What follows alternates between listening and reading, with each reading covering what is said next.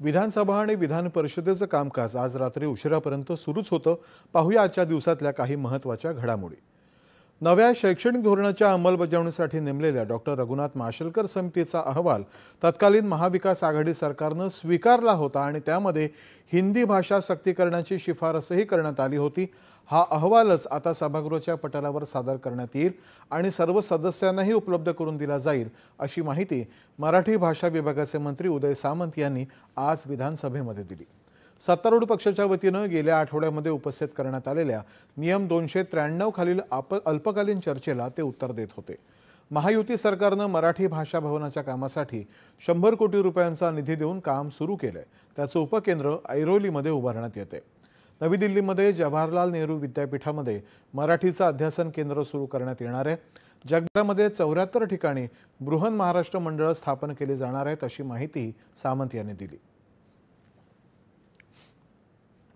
झारखंडचे खासदार निशिकांत दुबे यांनी केलेल्या वादग्रस्त वक्तव्यावरती राज्याचे सांस्कृतिक कार्यमंत्री आशिष शेलार यांनी दुबे यांचं नाव न घेता आज विधानसभेत प्रत्युत्तर दिलं।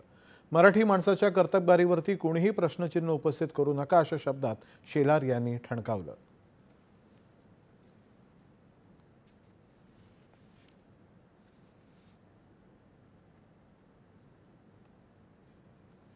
मराठी माणसाच्या कर्तबगारीवर प्रश्नचिन्ह उपस्थित करण्याची गरज नाही।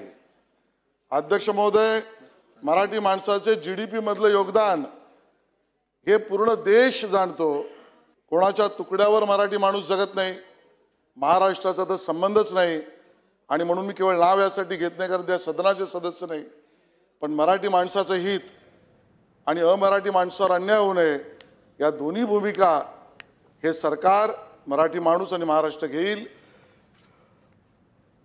मराठा सरदार रघुजीराजे भोसले यांची ऐतिहासिक तलवार 15 ऑगस्टच्या आधी लंडनहून महाराष्ट्रामध्ये परत आणू, अशी माहितीही शेलार यांनी सभागृहात दिली।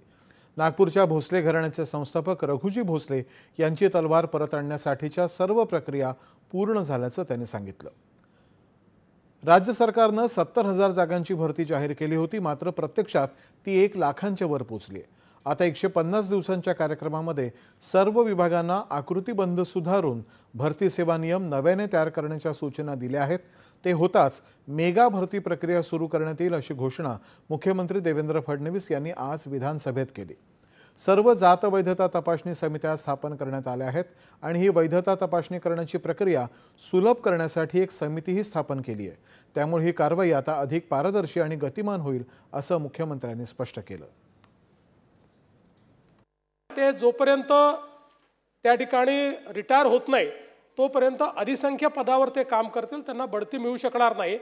अशा प्रकारे हा निर्णय घेण्यात आला आणि आपण असाही निर्णय घेतला की ही जी पदं रिकामी झाली आहेत, जी समजा शेड्यूल ट्राईबची बिंदू नामावली आहे, यात मॅक्सिमम शेड्यूल ट्राईबच आहेत, शेड्यूल ट्राईबची जी बिंदू नामावली आहे त्या बिंदू नामावलीनुसार याची भरती आपण सुरू करायची असा आपण निर्णय घेतला।